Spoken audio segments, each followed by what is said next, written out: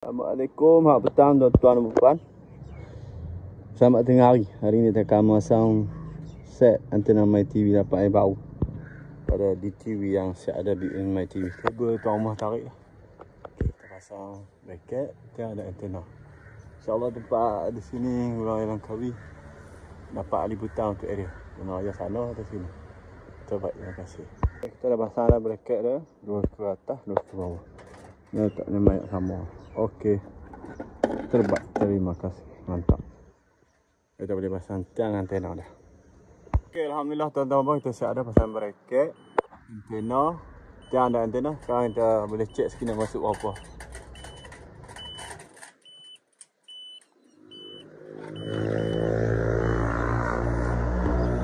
Kena masuk channel 43.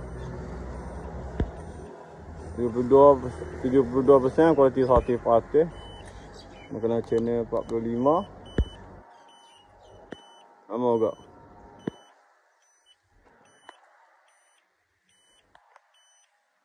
32. Nampak tak? Kamera. 32. Kualiti 100%. Okey. Kita arah.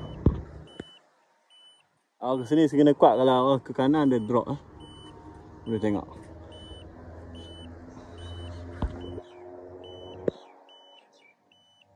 Oh, 70. Kena 45, 70. Kena 43. 71. Okey. Boleh lock, hak kita lock, kita update lah. Terima kasih tuan-tuan.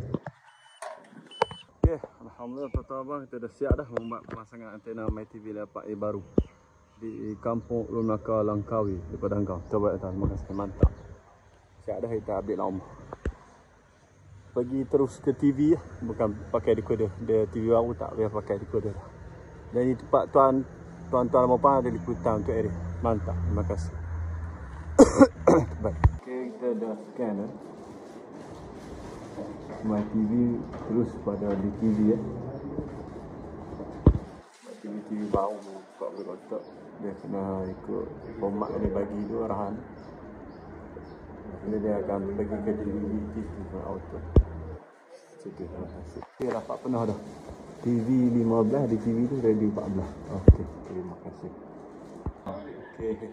TV 1 dah dapat dah. Saya balik dapat TV 1, TV 2.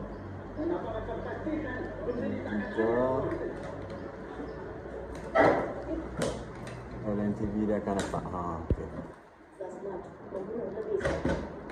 TV 7,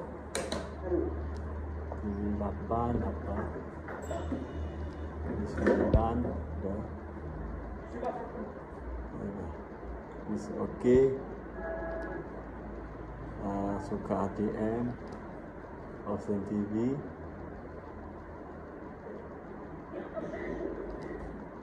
TV Now ni TV Now lah, TV Now, TV klasik.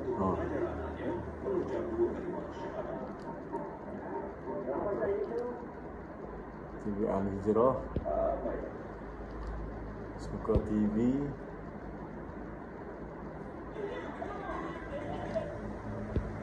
Bernama TV,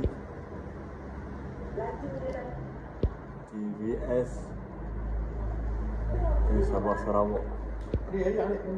Ni ayat. Ni radio kan lah. 701 radio ni 7 radio. Semua radio. Radio 14, TV 15.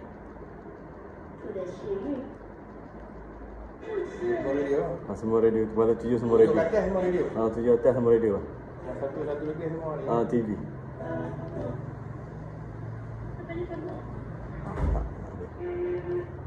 Nama radio,